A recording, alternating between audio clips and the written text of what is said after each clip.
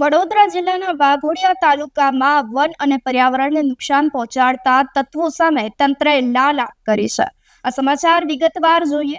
નમસ્કાર, આપ જોઈ રહ્યા છો ન્યૂ ભારત અને હું છું આપની સાથે વલ્લરી વ્યાસ। વન અને પર્યાવરણને નુકસાન પહોંચાડતા શખ્સો સામે તંત્રએ લાલ આંખ કરી છે। વન વિભાગ અને પોલીસે વાઘોડિયા તાલુકામાં સપાટો બોલાવ્યો છે।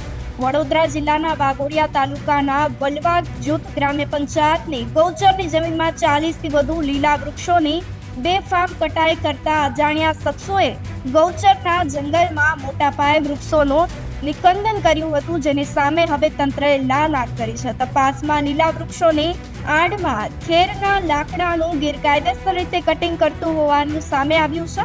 ગ્રામ્ય પંચાયતની ફરિયાદ બાદ વાઘોડિયા પોલીસ અને વન વિભાગ હરકતમાં આવ્યું હતું। તંત્ર દોડતું થયું હતું। વન અધિકારીઓએ સ્થળ પર પહોંચી પંચનામું કરી આ તમામ શખ્સોને પકડી પાડવા માટે ચક્રો ગતિમાન કર્યા છે।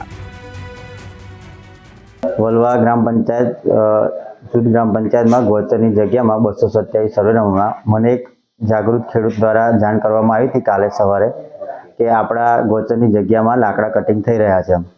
તો હું તલાટી કમ મંત્રીને જાણ કરી અમે તલાટી કમ મંત્રી અને મારા ગામના સદસ્યો અને ગામના થોડા સભ્યો જોડે અમે જઈ અમે પંચરોજ કામ કર્યું। ખરેખર ત્યાં લાકડા કપાયા હતા 40 નંગ જેવા લીલા ઝાડ। ત્યાં અમે ગયા હતા, ત્યાં કોઈ અજાણ્યા વ્યક્તિએ જ કાપ્યા હતા લાકડા, કોઈ મળી આવ્યા નહોતા। લાકડા કટિંગ થયા તે સર્વે નંબરમાં તે અમારા કોઈ પંચાયત તરફથી કોઈ પરવાનગી નહીં આપેલી કે ઠરાવ નથી કરેલો। અજાણ્યા શખ્સો દ્વારા લાકડા કટિંગ કર્યા હતા। ગઈકાલે અમને માહિતી મળી હતી કે વલવા ગ્રામ પંચાયતની ગૌચર જમીનમાંથી લીલા વૃક્ષોની કાપણી થાય છે, જે અનુસાર અમે ત્યાં ઘટના સ્થળે હાજર રહ્યા હતા, સરપંચ અને એમની ટીમ।